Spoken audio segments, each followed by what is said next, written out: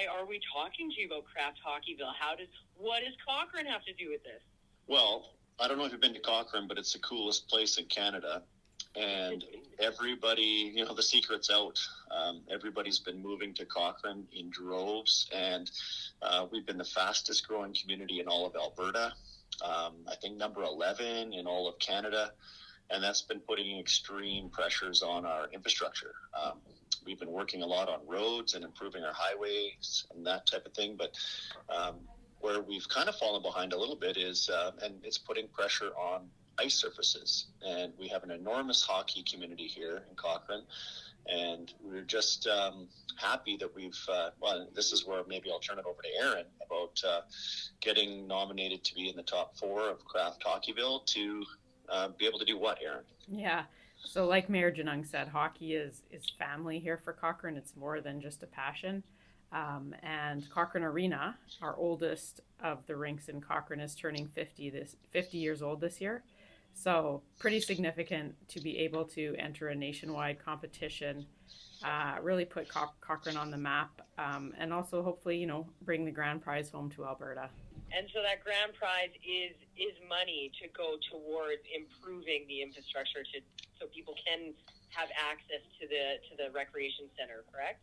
Yeah, that's correct. The grand prize includes the funds, the $250,000, as well as the chance to host an NHL preseason game. So for a community of our size, that's outstanding, once in a lifetime experience. And the funds would go towards enhancing the service areas of the building, just to make sure we're keeping pace with this growing community, and recognizing the diversity of hockey. And so part of that is, upgrades to universal and female dressing rooms. Would this money also go towards programs? Because like you said, Cochrane is a huge hockey community. When I was growing up playing sports, that was always the thing. I always had buddies in and out of Cochrane playing sports there.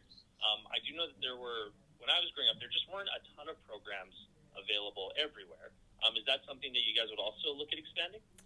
Well, the prize itself is pretty clear that the funds are to be used for arena upgrades. And so we would focus on upgrading those service areas, which in turn would, provide enhanced programming, but not necessarily funding programs directly. Top 4 finalists, Cochrane, how do you get to this point? Did you guys have to put into Kraft Hockeyville? Did you have to, call Ron McLean and be like, hey, put us on this? How did that happen? That would have been easier if we had a direct line to Ron McLean. The first phase, which closed mid-February, was all about visibility and awareness and telling your hockey story. So we had well over 200 submissions, and then the voting panel that Kraft had put together judged those stories based on a number of qualifications. And we did a fantastic job of telling that panel what Cochrane is all about and what hockey means to this community. That's one of the things that I'm most excited about. I mean, there's money, but the cool part is we get something to rally around. It's a really good, feel-good story for Cochrane and also Alberta. I mean, Erin mentioned this at the beginning, that I think it's been 10 years since a community in Alberta has won Kraft Hockeyville. So for our community to be the one that's kind of standing out amongst all the others across the nation, really good opportunity for Albertans. And I've got a lot of mayor buddies across the province that are trying to get behind us and get their community to vote for Cochrane so that we can bring the cup back to Alberta. But it's just fun to have a positive thing to rally our community around. It makes sense. Like you said, Mayor Jeff, coolest place. Did you say in Canada? I think you said in Canada. I might have said the world, but I'm a little biased. In the world, yeah. The world's already getting big. The universe. Yeah.